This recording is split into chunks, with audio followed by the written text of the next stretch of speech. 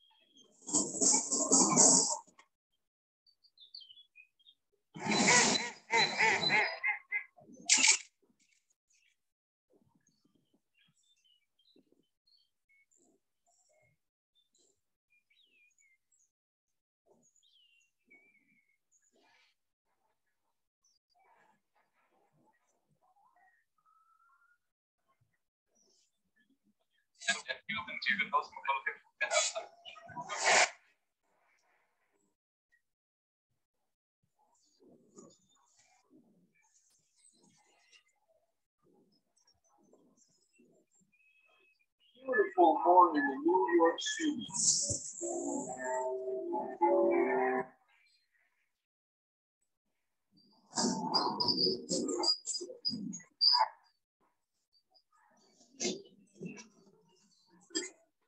Close the door, please.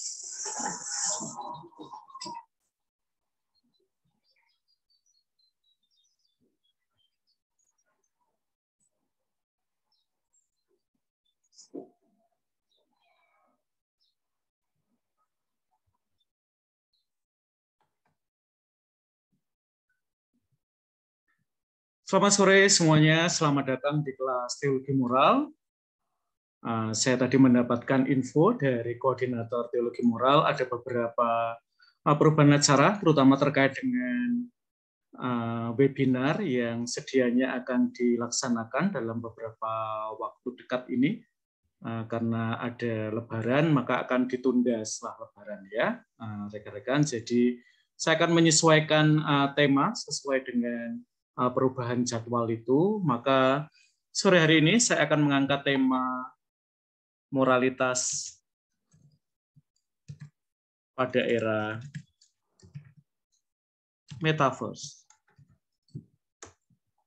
Tentu kata metaverse merupakan kata yang terbilang baru dan masih terkait terutama dengan sebuah korporasi besar yang dalam beberapa waktu terakhir ini bertransformasi dari Facebook menjadi Meta.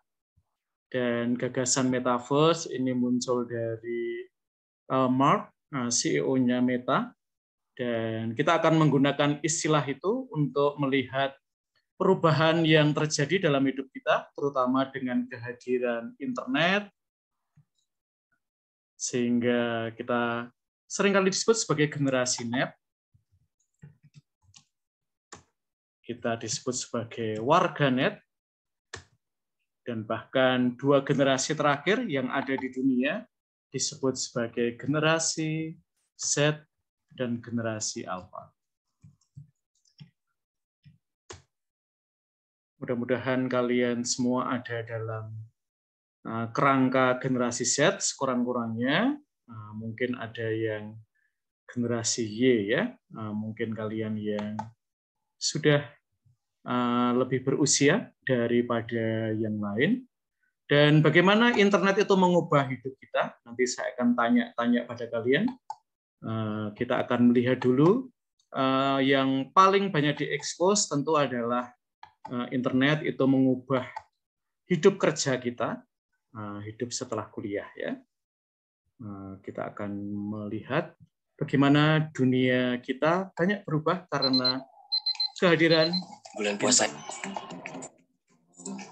Baca berkantornya benar kan di sini? kuota baru hari ini. Halo, nama Saya Denny, mohon bantuan. Dan nanti kita ingin Yang lain pada tahu ngerjain apa ya? kira-kira apa yang berubah dalam ternyata hidup semua- internet Wih, canggih dalam juga tuh. perkembangannya yang Aku coba login pakai line for PC. Pantesan tadi semua pada tukeran aja. Waktunya meeting. Apa tuh tadi? MOM. Kok ngeliatin kayak gitu? Cantik, pinter lagi di cewek, Pak. Baru hari pertama, tapi Pak Manajer udah ngasih tugas keluar. Semangat, kerjaan pertama harus perfect dong. Bisa ke percetakan, tinggal kasih filenya. Loh, waduh, nggak ada juga. Gawat, gimana nih? Coba minta tolong Ina di kantor.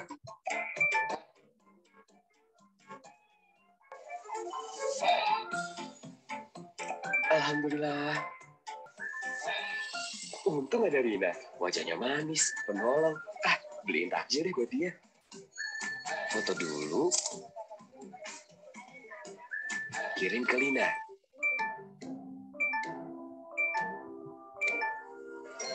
Lah, salah kirim. Ini grup chat kantor. Ya udah, sekalian grup call aja deh biar jelas.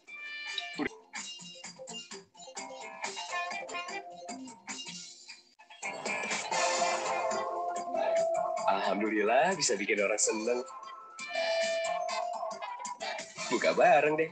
Hari pertama kerja, begini ya rasanya. Line membantu kerjaan kamu. Oke, itu adalah salah satu iklan dari Line yang mengajak kita untuk berbicara tentang perubahan dalam hidup kita karena kehadiran internet. Saya akan mulai menyebut nama kalian dan silahkan nama yang saya sebut untuk unmute dan silahkan menyalakan kamera. Mbak Kristina Widowati, BK. Selamat sore, Romo. Ya, selamat sore. Kalau di Biara itu internet sudah masuk, Suster? Seberapa sudah masuk? Bebas, dipakai, ada batasannya, sepanjang waktu atau tidak sepanjang waktu, boleh kuota sebanyak berapa, atau unlimited, silahkan, Suster. Baik, Romo, terima kasih. Untuk Tarikatnya apa ini? Tarikatnya apa, Sus? FCH, Romo. Oh, FCH. Oke. Ya. Baik, Romo, terima kasih. Internet masuk FCH, Suster? Masuk, Romo. Oke. Unlimited, terbatas? Unlimited, Romo. Unlimited, ya. Baik, Romo, terima HP-nya kasih. Suster juga unlimited? Ya, Romo. Oke. Ya, silakan dijawab, Suster. Baik, Romo, terima kasih. Saya akan berbagi pengalaman mengenai internet yang semakin hari semakin maju, lalu kemudian juga dari saya sendiri, bagaimana saya menggunakannya, yaitu adalah bagaimana saya sendiri harus berbijak kayak gitu, Romo. Bijak dalam menggunakan. Mengapa harus bijak sih, Suster? Saya sendiri Mengapa harus bijak memakainya? Bagaimana, Romo?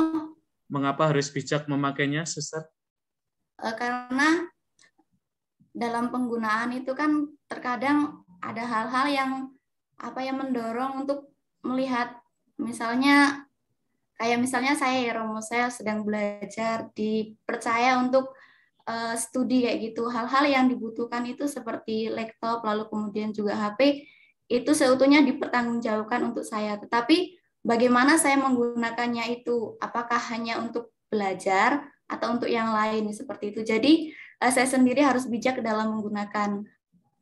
Misalnya untuk mencari googling di internet, untuk mencari jurnal-jurnal, atau hanya sekedar untuk mencari hiburan seperti Romo. Jadi saya sendiri harus bijak dalam menggunakannya untuk hal-hal yang bermanfaat bagi diri saya dan terlebih juga dalam panggilan saya, Romo. Oke, memang nggak boleh Suster kita menggunakan internet untuk hiburan. Boleh, Romo. Kalau saya sendiri, saya menggunakannya terkadang itu selain untuk belajar juga untuk pewartaan kayak gitu, Romo. Oke, wah ini suci sekali ya Suster ya. Menggunakan internet untuk pewartaan ya. Oke, salah satu dari ciri dari generasi net ya, dan itu nanti akan lebih terasa pada dua generasi paling akhir adalah bahwa study and fun go together. Ya. Study yang tidak fun itu tidak bisa masuk ya dalam generasi kalian. Maka para dosen itu selalu pusing ya kalau mau mengajar kalian ya. Studinya sih pasti kita udah tahu ya, tapi fun-nya itu yang jadi masalah ya. Study yang tidak fun itu banyak banget ya. Dan mungkin kalian bisa menyebut dosen-dosen yang studinya bagus tapi fun-nya tidak ya. Nah, kalau Suster ini fun-nya adalah untuk pewartaan ya. Oke, saya jadi malu ya. Saya tuh untuk nonton bola voli, ya, dengerin musik-musik di YouTube. Fun saya itu kok belum pewartaan ya. Jadi malu ya ketemu Suster sore hari ini ya. Mungkin saya perlu pertobatan digital ya. Oke.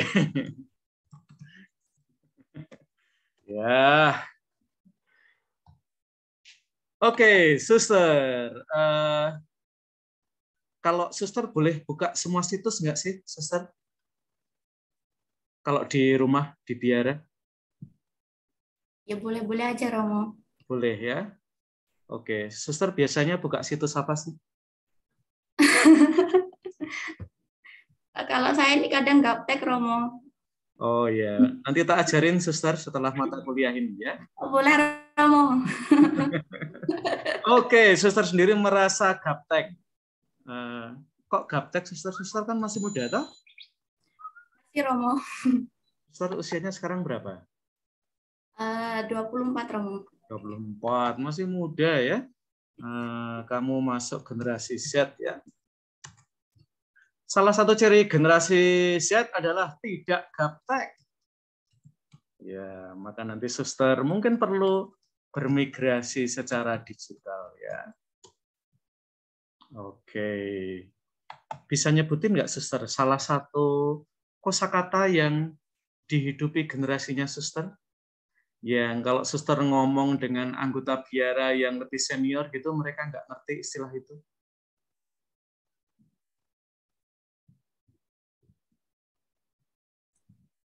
Apa ya, Romo? Atau istilah aja. Kalau yang zaman sekarang itu yang lebih ngetren itu kayak bestie, Romo. Oke, bestie ya. Oke, sekarang Suster tunjuk salah satu bestiemu di kelas ini. Siapa?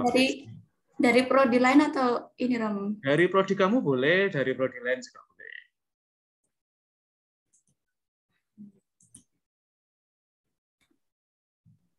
Saya mau dengar suaranya Clara Araceli, Romo. Oke, Clara Araceli.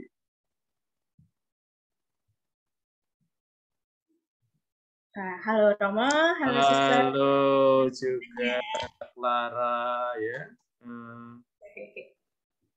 Ya, kamu kalau setiap hari gitu spend your time online, kalau saya boleh tahu ya, kira-kira berapa jam sih? Aduh Romo, berapa ya? Ya. Di atas 10 jam? Ya, lebih ya Romo kalau sekarang. Lebih ya. Mostly untuk apa sih, Clara? Kalau kamu apa ya, go online begitu? Gimana Romo? Mostly untuk kepentingan apa, Clara? Oh, untuk komunikasi, terus belajar. Untuk hiburan, terus Hiburan. belajar, Oke. gitu Romo. Komunikasi, hiburan, belajar. Urutannya sudah seperti ini atau perlu diubah?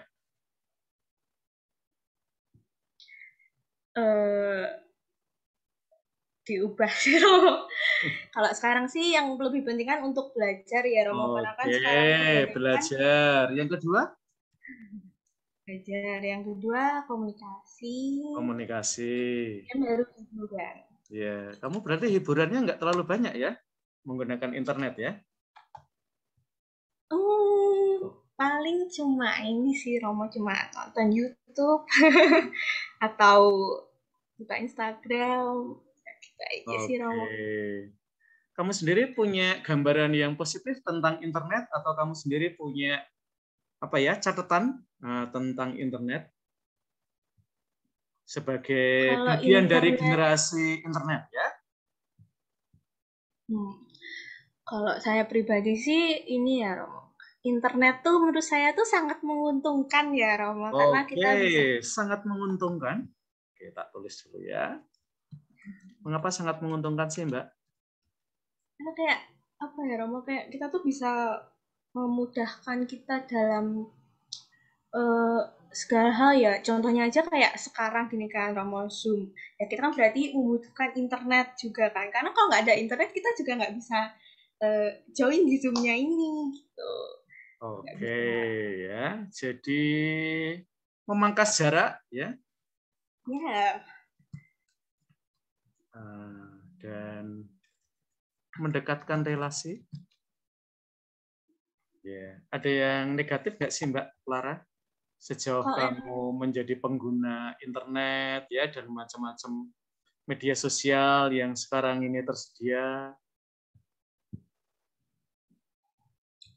Negatifnya mungkin ini ya Romo, kita tuh jadi nggak bisa, kadang-kadang jadi nggak bisa membatasinya gitu loh. Jadi kita tuh jadi kayak lupa segalanya kalau udah gitu. Oke, kalau misalnya orang tua kamu ya, Mbak Clara ya, wah ini Mbak Clara ini susah membatasi diri menggunakan internet ya. Kalau misalnya orang tuanya Mbak Clara, oke Clara, karena kamu sulit sekali membatasi dirimu dalam menggunakan internet, mulai jam 9 malam sampai 6 pagi ya, internetnya oleh keluarga dimatiin. Seperti dibiara ya. Kira-kira kamu setuju nggak sih Mbak Clara? Setuju nggak setuju sih Romo, karena kan kadang-kadang kan kita kadang ini bisa jadi ketinggalan berita gitu nggak Romo? Oke. Ada istilahnya itu FOMO ya. Masih ingat Mbak, FOMO itu apa? FOMO, bukan KOMO ya. Suster Francisca itu generasinya suster ya, si KOMO ya. Ini FOMO ya. Ya. Boleh dicari-cari di internet. Fear of missing out ya. Kalau saya nggak terkoneksi, jangan-jangan dunia sedang berubah ya. Kalau saya tidak yang lagi trendy diikuti, terus nggak mau ketinggalan ya. Itu adalah FOMO, fear of missing out ya. Jadi kudet, kurang update ya. Ya. Setujunya, nggak setujunya atau setujunya Mbak? Tadi kan nggak setuju ya. Jangan-jangan terjadi sesuatu di dunia saya ya ketika orang tua saya mematikan internet. Setujunya ya saya jadi tahu batasannya sih Romo. Jadi kayak menggunakan internetnya tuh dengan bijak gitu loh, sesuai dengan prioritas kepentingan yang tadi itu. Oke, kalau Mbak Clara ini biasanya tidur jam berapa sih? Generasi kalian ini kan tidur malam ya. Karena kayaknya dunia itu hampir 24/7 ya di tangan kalian ya. Kalau Kayaknya saya ada sih, aja sampai bingung ya mau tidur atau enggak ya.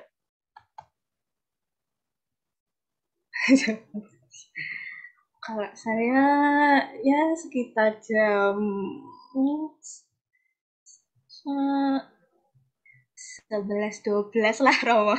11-12 ya. Jadi kalau Mbak Clara saya hubungi jam 10 itu belum terlalu malam ya Mbak Clara. Kamu masih melek ya. Kasih. Oke ya. Sementara mungkin buat sebagian orang ya, mungkin juga sebagian dosen kalau dihubungi setelah jam 9 gitu tidak akan menjawab ya. Dan mungkin akan respon kalian baru pagi harinya. Saya kadang-kadang juga jawabnya pas jam 8 pagi ya. Kalau kalian ngirim message-nya terlalu malam ya. Sebenarnya saya seringkali belum tidur juga seperti kalian ya. Tapi pura-pura tidur aja ya. Biar ada jarak ya antara tugas saya sebagai dosen dan apa ya waktu pribadi ya, waktu yang lebih personal. Nah sekarang ini oke, terima kasih Mbak Clara. Nanti kamu cari ya satu teman kamu untuk kita lanjut ngobrol tentang dunia tempat kita sekarang hidup. Nah, ketika kita bicara tentang metaverse, sebenarnya apa yang kita bicarakan? Kita bicara tentang frontier baru interaksi antar manusia. Jadi ternyata interaksi antar manusia itu nggak mandek, dia terus jalan dan selalu ya menembus batas-batas. Dan metaverse adalah salah satu frontier baru interaksi antar manusia. Nah, frontiernya ada di mana? Yaitu pengalaman kita masuk dalam dunia dan pengalaman itu sendiri naik levelnya ya. Nah, mungkin dia tidak terlalu abstrak ya. Nanti tentu kalian bisa melihat presentasi dari Metaverse dari Mark ya, CEO-nya Meta. Nah, tapi kita mungkin mulai aja dari pengalaman kalian ya. Nah, terutama dalam pengalaman kalian sebagai pembelajar ya. Oke, Mbak Clara, kamu pengen siapa melanjutkan pembicaraan kita? Apakah Sister Francisca yang tadi sudah mulai omong atau Mbak siapa tadi yang mengajak kita untuk melihat FOMO? Terima kasih Mbak Natalia Boleng. FOMO atau fear of missing out adalah rasa takut merasa tertinggal karena tidak mengikuti aktivitas tertentu. Sebuah perasaan cemas dan takut yang timbul dalam diri seseorang akibat ketinggalan sesuatu yang baru seperti berita, tren, dan yang lain-lain. Siapa Mbak Clara yang ingin kamu ajak ngobrol? Bestie kamu boleh ya. Teman baru kamu juga boleh ya. Suster Francisca aja. Oke, Sister Francisca. Ya, bersyukurlah Suster dipandang sebagai bestie ya. Thank you, bestie. Suster itu usia berapa tuh Suster ya? Kalau saya boleh tahu. Udah 26 ya nggak sih? Oh, 26 ya, masih muda lah. Ada di batas ya generasi 6. dengan generasi Z ya. Cuman beda setahun. Oke. Nah, ini Suster ya. Selama pembelajaran daring ya. Tentu Zoom adalah salah satu produk teknologi ya yang diinklusikan dalam dunia pendidikan. Nah, menurut pengalaman Suster ya, apa sih plus minus yang Suster alami dengan pembelajaran Zoom, Suster? Tidak harus mata kuliah ini ya, tetapi juga mata kuliah lain di prodi begitu. Zoom sangat menguntungkan ya, Rom. Oke, sangat menguntungkan juga di asrama, Suster? Iya, betul. Oke. Ya, banyak membantu pertemuan-pertemuan yang tidak terjadi secara offline kayak gitu ya. Dan tidak memungkinkan. Maksudnya tuh meskipun pakai Zoom kita tetap sukses kayak gitu loh, nggak awalnya sih kita saya ngerasa bahwa nggak pertemuan secara langsung kayak gitu, nge-Zoom terus awal-awal saya kuliah itu boringnya minta ampun, membosankan sekali. Boringnya karena apa sih, Sus? Pertama karena saya capek melihat ini loh, Romo, layar terus lalu juga memang segala sesuatunya di internet saya bisa mendapatkan, tetapi ada hal-hal yang menurut saya pengen loh cari buku kayak gitu. Maksudnya tuh ada dorongan buat Kopasnya tuh luar biasa banget awal-awal itu, karena kan adaptasi dengan pembelajaran era sekarang kayak gitu, karena sudah terjeda 6 tahun kayak gitu formal. Lalu juga ya itu menurut saya sangat membantu ya internet dan Zoom, khususnya seperti saat ini. Kalau dengan anak asrama juga waktu itu mereka pulang semua, lalu kami tetap berdoa sore itu pakai Zoom juga bersama. Jadi mereka tetap statusnya anak asrama lalu berdoa secara Zoom setiap sore. Oke, itu positifnya. Ya. Saya rangkum dulu ya, Suster ya. Biar nggak kelupaan karena ini ya, hard drive saya agak terbatas ya, Suster, kena usia ya. Jadi daripada lupa, saya rangkum dulu ya. Ini yang saya dengar ya dari Mark, CEO-nya Meta ya. Juga nanti kalau kita ketemu dengan CEO-CEO lain, terutama dari dunia sains dan teknologi, kita lalu tahu mana pertemuan-pertemuan yang bisa kita lakukan secara daring dan mana pertemuan yang mensyaratkan kita ketemu luring. Dan ini yang dikatakan oleh Mark, CEO-nya Meta sekarang, adalah kita ketemu untuk hal-hal yang penting saja dan bahkan sangat penting. Hal-hal yang tidak terlalu penting ternyata bisa kita selesaikan dengan media sosial atau macam-macam piranti yang kita miliki di tangan kita. Oke, Suster. Ada yang kurang positif dengan internet, dengan Zoom, Suster? Sejauh Suster mengalami pembelajaran daring? Gimana, Romo? Apakah ada sesuatu yang mungkin tidak terlalu positif atau bahkan Suster memandangnya negatif ketika relasi kita, terutama selama masa pandemi ini, hampir seluruhnya daring, Suster, termasuk dalam pembelajaran?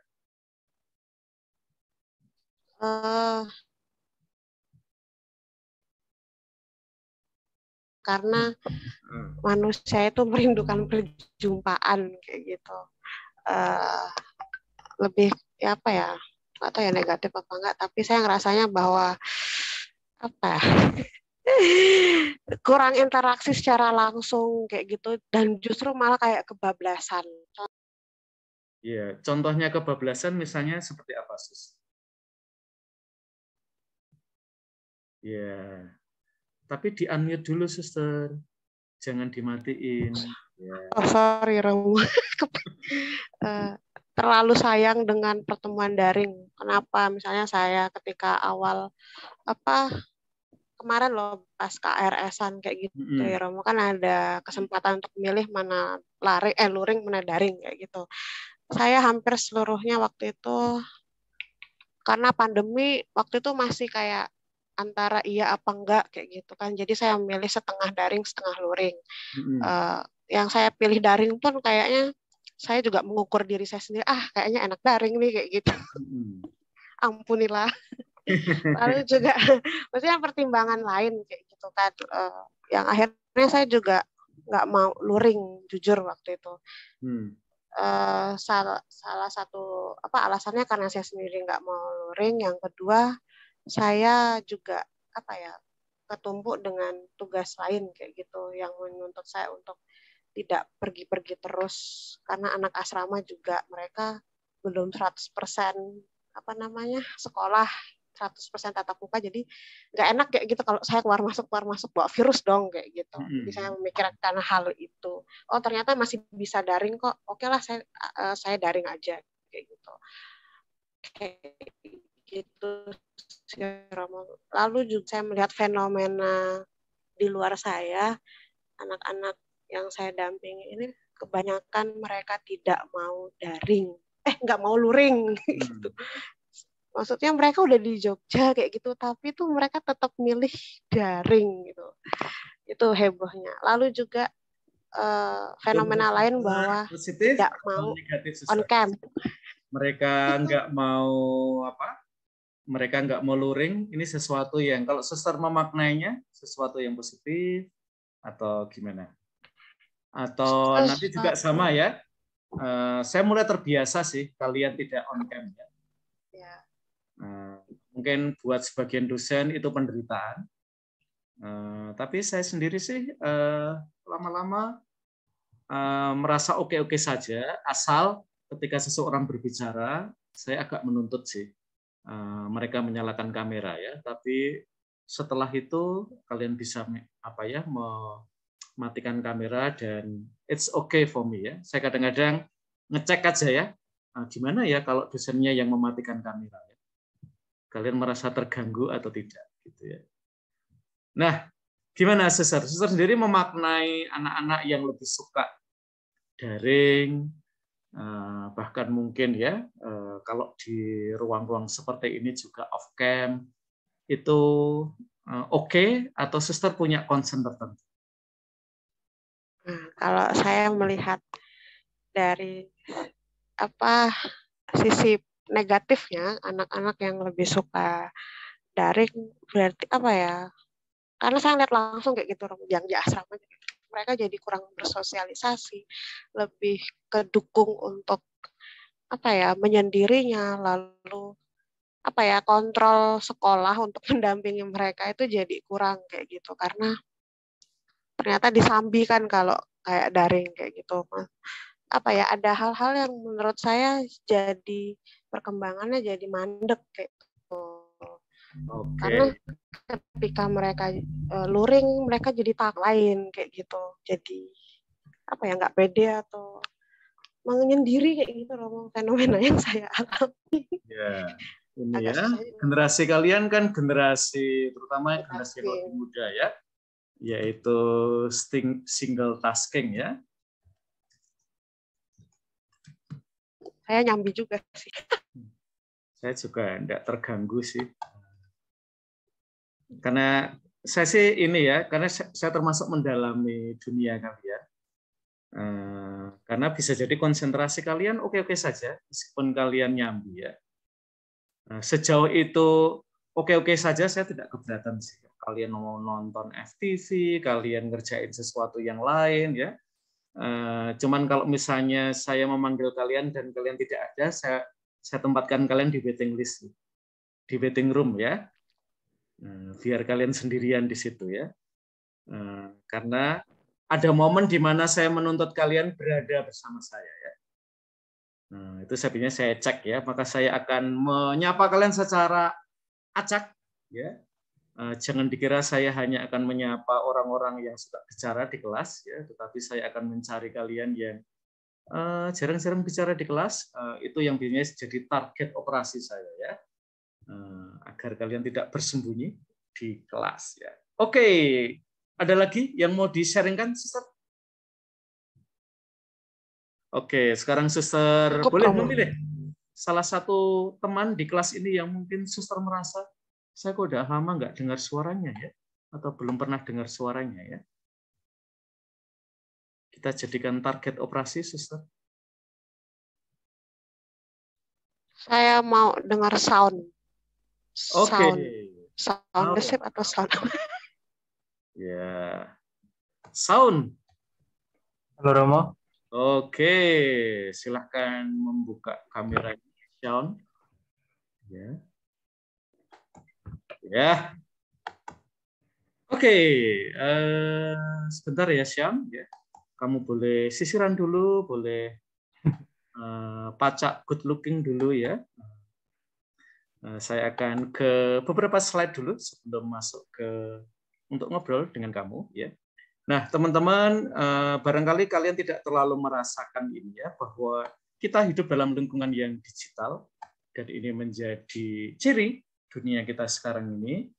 Dan kalau generasi-generasi sebelum kalian, barangkali mereka masih pengguna alat komunikasi, sementara bagi kalian budaya digital itu sudah menjadi bagian dari hidup kalian. Jadi tidak sekedar pengguna ya. Nah, saya pengen ya, tadi Suster Francisca sudah mengajak kita untuk semacam ternyata daring itu ya ada plus minusnya ya. Nah, ini adalah salah satu teknologi daring yang digunakan jauh sebelum pandemi ya. Nah, terutama dalam dunia entertainment. You know, over the years, I've had the privilege of recording some amazing duets with some of the best voices in the world. Pertanyaan saya nanti untuk Sean adalah, ada yang hilang nggak sih ketika hampir semua hidup kita itu daring?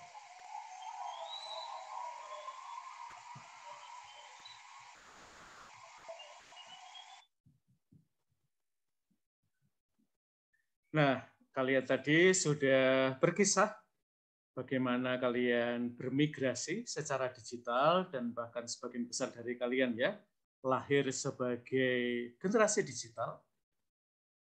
Dan orang muda berinteraksi dengan dunia real dan virtual di mana mereka masuk sendirian seolah-olah ke sebuah benua yang tidak dikenal.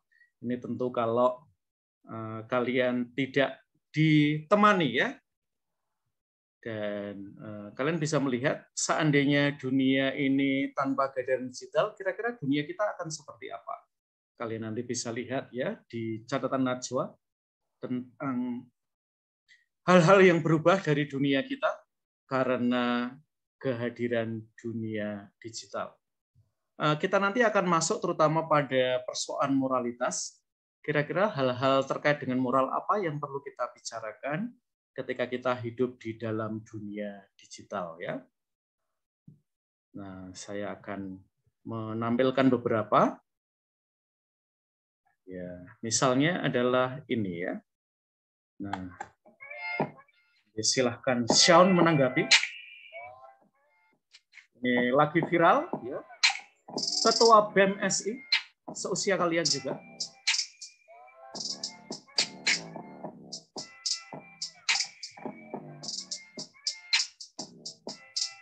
Menurut kalian, persoalan dengan sosok muda ini gimana? Terutama kalau kita mengaitkan dengan dunia digital. Kebebasan, kesejahteraan kita punya. Hari ini yang ingin kita tanyakan adalah apakah kita peroleh kesejahteraan? Apakah kita peroleh kebebasan? Sampai yang buruk ya. Karena hanya ingin tahu saja. Orde Baru kita peroleh kebebasan, kesejahteraan kita punya. Hari ini yang ingin kita tanyakan adalah apakah kita peroleh kesejahteraan? Apakah kita peroleh kebebasan?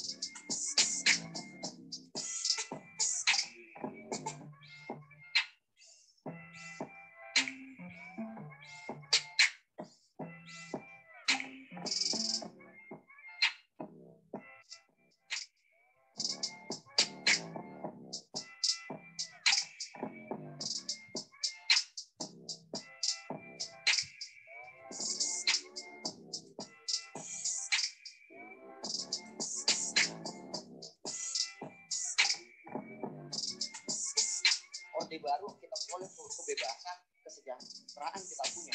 Hari ini yang ingin kita tanyakan adalah apakah kita peroleh kesejahteraan? Apakah kita peroleh kebebasan?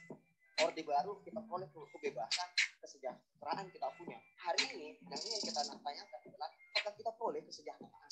Apakah kita peroleh kebebasan?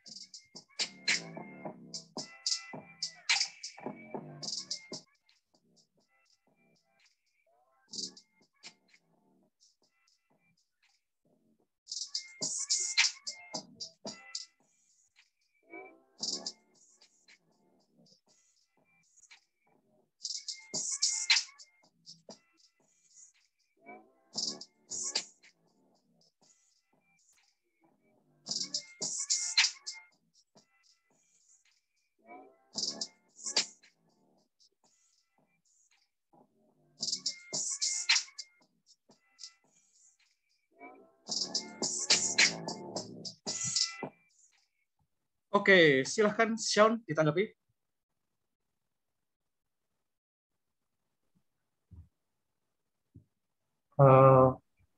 Gimana? Kalau soal hukum, saya mungkin tidak perlu masuk dalam ranah hukum ya. Oh, ya. Tapi menurut kamu apa yang bermasalah kalau kamu boleh melihat generasimu ya di dalam diri Kaharudin tadi ya?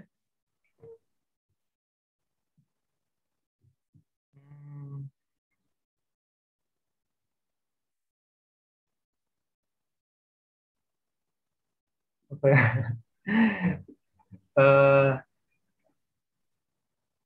Ya mungkin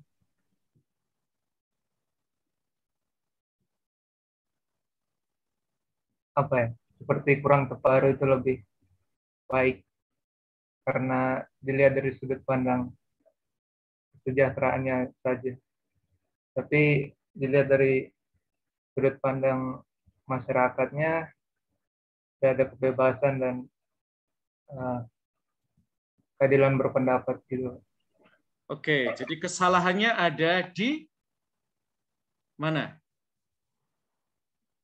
Pendapatnya mungkin. Pendapatnya yaitu kesalahan sejahtera apa?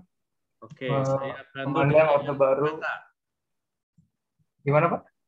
Saya bantu dengan kata ini.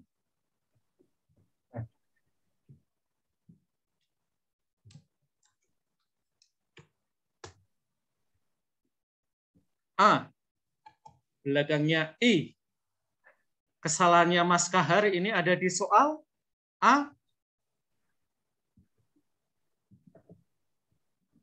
Apa ya? Ya, jumlah X-nya sudah saya hitung ya.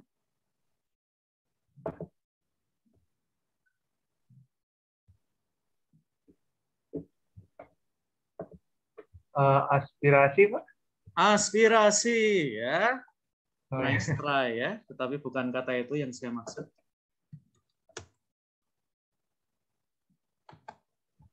Oke, Sean, kamu boleh milih salah satu teman kamu untuk membantu kamu ya. Bebas, siapapun.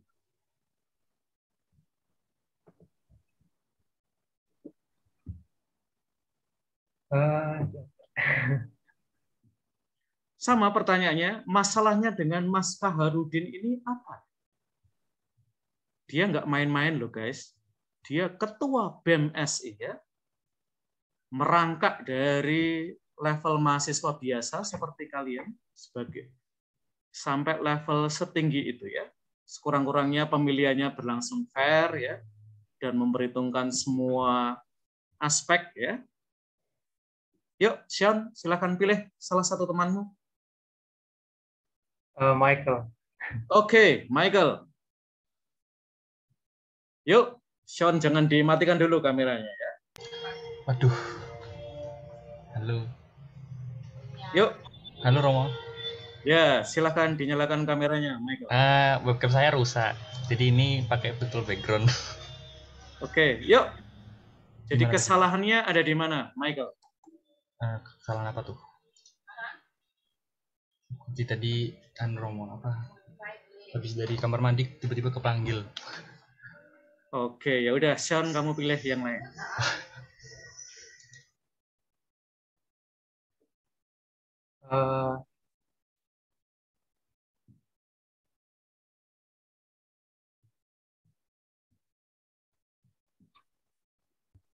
Yohana.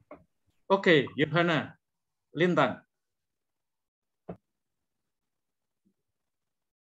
Ya, Romo. Oke, silakan. Sorry, Mo. I lost my connection. I missed some information. Oke, Sean, kamu boleh. Ini baru rejoin, Romo. Ya, pilih yang lain, Sean.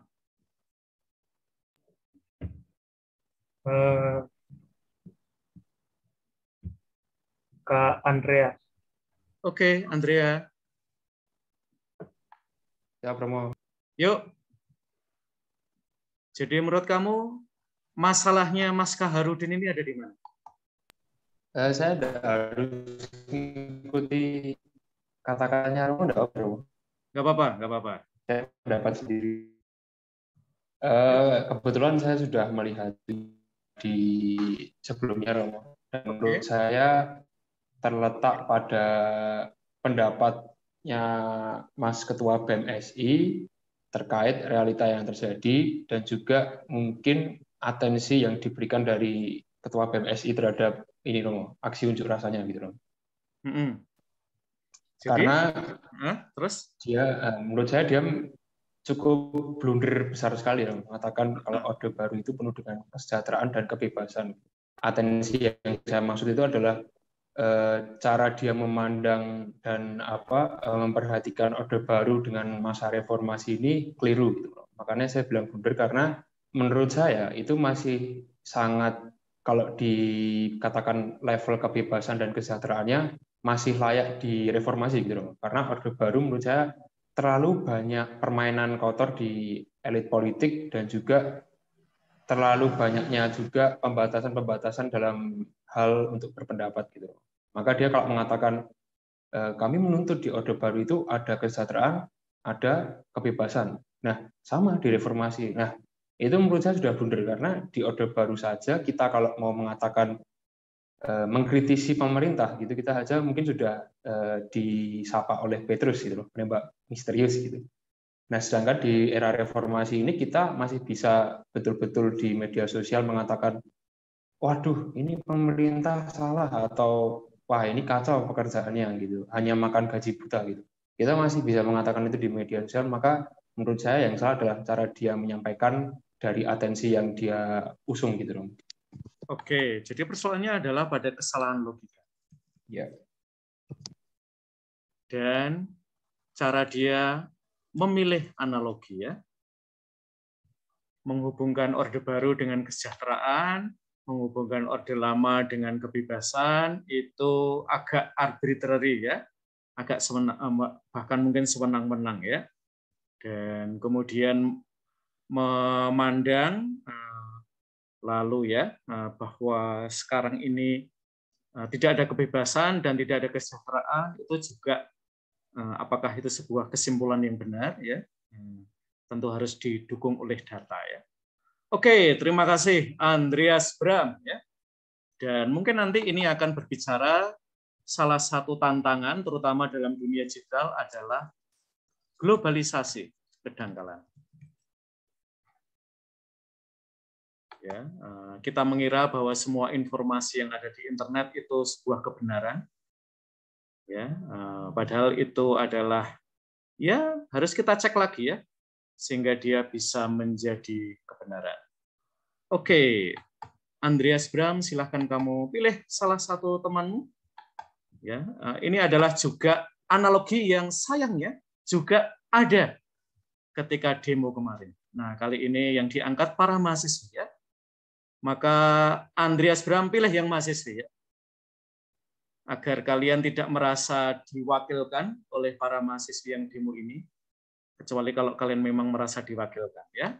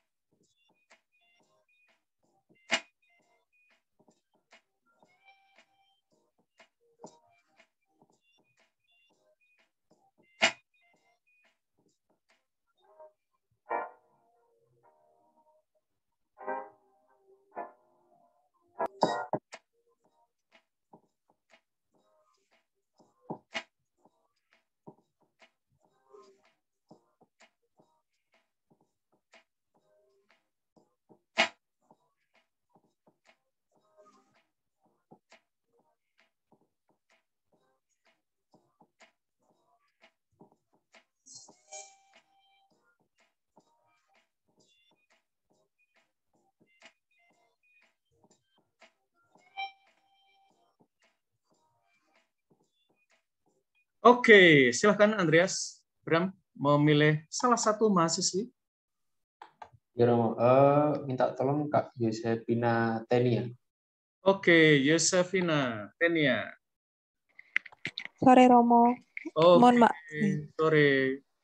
Mohon maaf Romo, ini kamera saya tuh crack pecah jadi nggak bisa open kamera. Oke, saya lama-lama mulai memahami ya kesulitan-kesulitan kalian di lapangan ya. Mudah-mudahan saya tidak naik. Yuk, gimana Mbak Yosefina Tenia? Tanggapannya ya Romo. Ya, tanggapannya. Mungkin setelah melihat kayak poster-poster yang dibawa mahasiswa-mahasiswi itu, mungkin pemilihan kata-katanya kurang cocok gitu Romo. Kayak tidak ada unsur-unsur tidak senonohnya gitu. Okay. Terus? Menurut saya sih sebagai mahasiswa, kalau misalkan ingin beraspirasi, itu mungkin bisa menggunakan kata-kata yang lebih sopan untuk ditulis atau untuk disampaikan di slogannya gitu Romo. Jadi bisa sekaligus mencerminkan bahwa mahasiswi atau mahasiswa itu ya akhlaknya baiklah ya. Mungkin tulisan yang agak-agak nggak senonoh itu mungkin gara-gara pengaruh internet juga kan. Kadang di internet ada kata-kata yang ya seperti itu. Jadi mungkin sebagian dari mereka memakai kata-kata tersebut untuk diaspirasikan dengan tujuan untuk kayak menyindir pemerintahan gitu Romo. Mungkin seperti itu tanggapan saya. Oke, jadi budaya itu ternyata membentuk kita ya, termasuk tentu budaya digital. Iya Romo. Bahkan mungkin sampai memilihkan kata-kata tertentu untuk kita gunakan.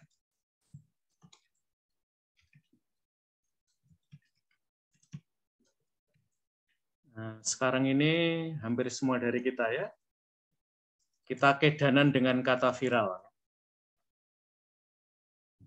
Hampir semua hal kita selalu kaitkan dengan viral, ya. Apalagi nanti kalau sudah mencapai jumlah jutaan. Tetapi gereja itu memiliki alternatif kata yang lain selain viral. Viral itu nggak cukup. Karena masih ada kata amin. Dan itu berarti tidak sekedar banyak yang likes, ya, banyak yang follow, ya, banyak yang subscribe, tetapi terutama dalam kaitan dengan moral, amin itu penting ya, dan amin itu terutama terkait dengan kebenaran. Dan terutama pada era digital ya, pada era metaverse, mungkin salah satu area yang kita perlu banyak mengeksplorasi adalah moralitas. Ya, agama, institusi keagamaan yang lain ya, saya kira sudah mulai banyak mendiskusikan, tetapi mungkin diskusi gereja tentang era ini harus kita dorong lebih jauh ya. Dan mudah-mudahan kelas ini adalah sebuah ikhtiar untuk membicarakan area-area yang perlu kita perhatikan ya. Maka untuk mengakhiri kelas ini saya akan menyebut beberapa area yang menurut saya penting untuk kita bicarakan ya.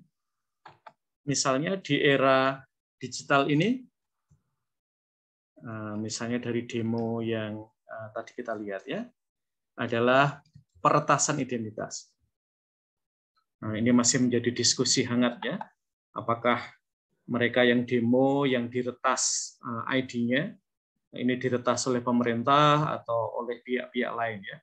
Tetapi salah satu ancamannya adalah peretasan identitas ya, sehingga kita bisa dipersepsikan sebagai pribadi yang sangat bertolak belakang ya dari identitas kita yang sesungguhnya. Lalu moralitas juga, terutama ini terkait dengan ekonomi. Ya. adalah ini ya. Kita sebut aja ya, dengan fenomena sekarang ini ada banyak trading ya yang diperkarakan karena kebohongannya. Nah, ini sebentuk judi sebenarnya daripada sebentuk investasi. Dan ketika salah satu trading company itu diperkarakan di meja hukum, ada beberapa suster yang kelihatan di televisi. Kelihatannya tarekat tertentu dari suster kena kasus itu juga ya. Ikut trading, mungkin berharap mendapatkan keuntungan, tapi ternyata buntung ya. Oke, sekarang saya sudah memberikan contoh pada kalian 2. Silahkan Andreas Bram, kamu memilih temanmu ya. Persoalan-persoalan lain apa terkait dengan moralitas yang perlu kita bicarakan, terutama terkait dengan era digital. Oke, Bram. Silahkan pilih temanmu, Bram. Saya pilih Kak Patricia Tarigas. Oke, Patricia Tarigas. Halo, Romo. Yuk, silahkan, Mbak Patricia.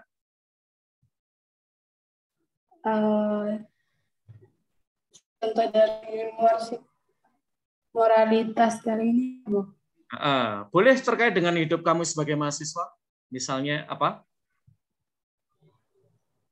Terutama di era digital ini ya.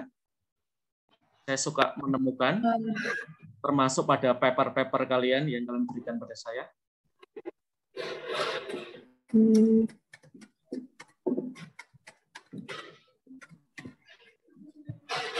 Misalnya apa, Mbak Patricia Tarigas? Iya, Romo.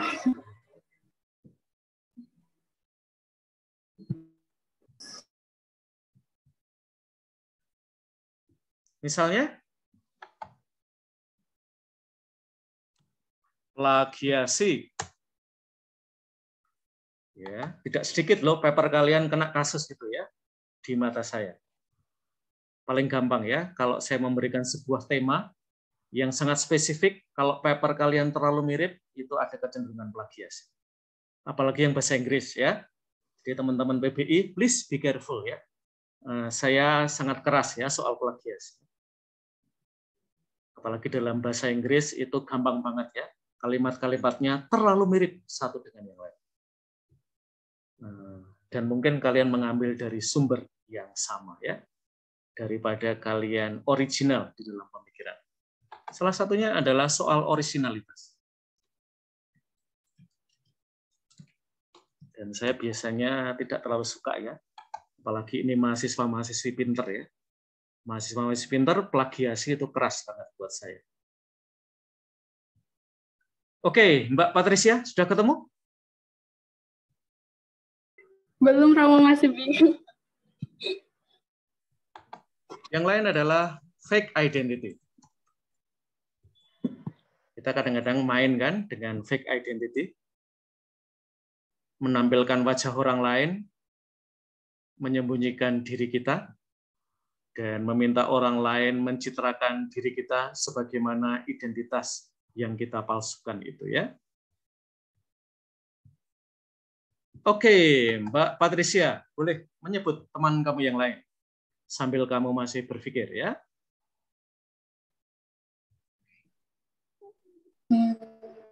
Siapa ya?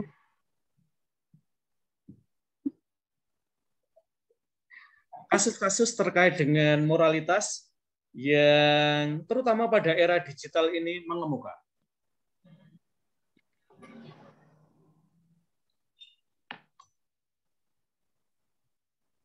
Sekarang ini beberapa waktu terakhir ini masuknya dalam hitungan beberapa hari ini ya. Misalnya teman-teman Muslim yang puasa ini lagi ya kena kasus ya. Karena ternyata beberapa akun yang memberikan banyak informasi, panduan tentang puasa ternyata itu mencuri identitasmu. Dan namanya Al-Quran dan macam-macam yang sangat religius ya. Nah, siapa sangka bahwa akun-akun itu mencuri data dari para pengguna. Nah, mereka tahu betul bahwa selama masa Ramadan ini ada banyak orang mencari informasi tentang agama, ya, dan mereka memanfaatkan itu ya dengan mencuri identitas para usernya. Yuk, Patricia, silahkan. Siapa yang kamu sebut? Francisca Fortunata. Oke, Francisca Fortunata. Iya, Romo. Yuk, contohnya apa, Mbak Patricia, Mbak Fortunata? Contoh fake identity. Menurut saya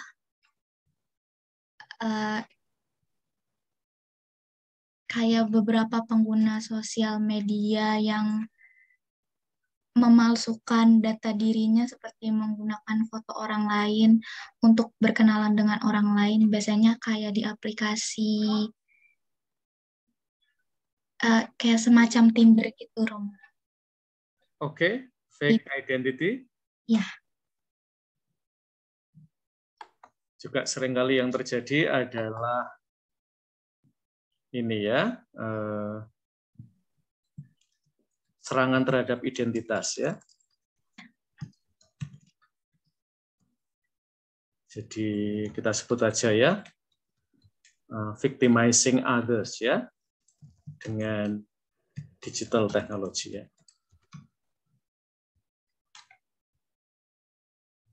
Jadi kalau apa ya, orang memalsukan identitas untuk uang ya, itu kita sudah banyak dengar, tetapi mungkin salah satu yang ini adalah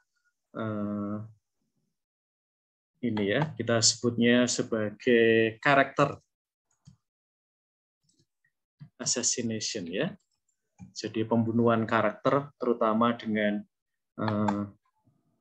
dengan digital ya. Oke, Mbak Francisca Fortunata, kamu pilih salah satu temanmu lagi. Mungkin Birgita Puspita Dwi Arumdari. Oke, Birgita, silakan. Iya, contoh.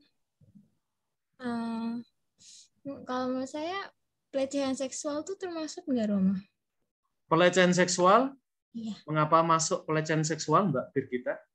Karena menurut saya kayak orang yang ngelakuin itu kayak moralnya tuh bisa dibilang nggak ada gitu loh. Kayak kenapa bisa ngelakuin itu gitu. Oke, kalau pelecehan seksual di dunia digital gimana, Mbak?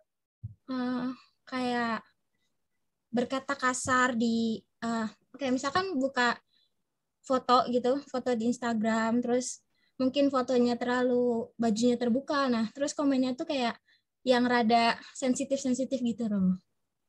Oke, ya itu salah satu contohnya. Juga termasuk misalnya Mbak Birgita menjadi korban ya. Birgita, kamu buka bajumu dong.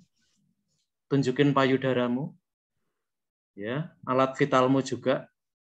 Dan ini kadang-kadang terjadi antar kalian ya.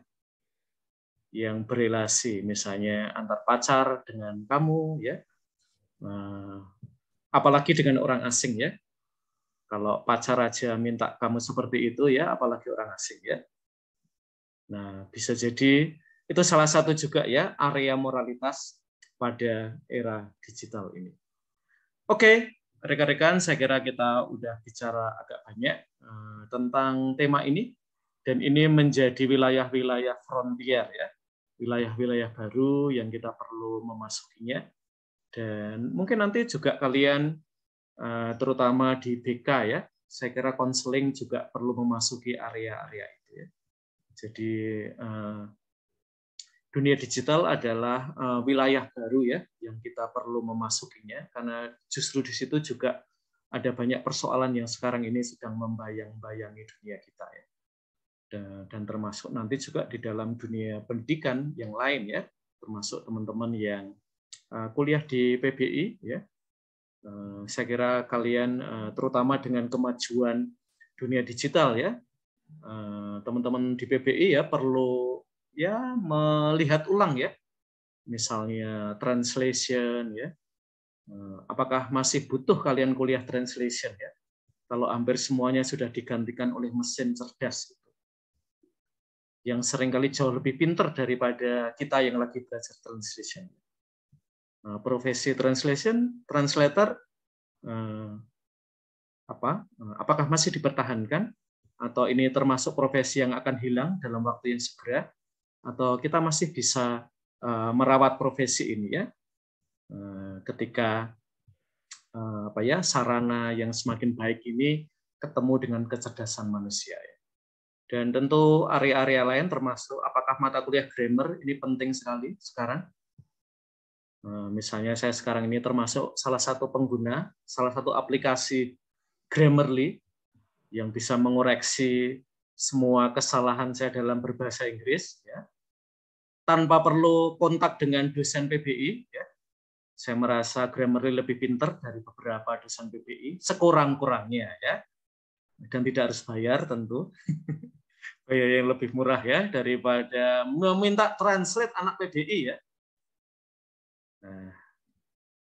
Nah, ini akan menjadi tantangan-tantangan baru teman-teman moralitas terutama pada era digital. Terima kasih atas perhatian kalian dan kita ketemu lagi saya kira setelah Lebaran ya. Jadi nanti silahkan hitung kapan kita ketemu lagi dan saya akan mencoba menyesuaikan dengan perubahan-perubahan yang ada di penjadwalan MPK Teologi Moral. Terima kasih atas perhatian kalian dan selamat sore. Terima kasih Romo. Terima kasih Romo. Terima kasih Romo. Terima kasih Romo. Terima kasih Romo. Selamat sore semuanya.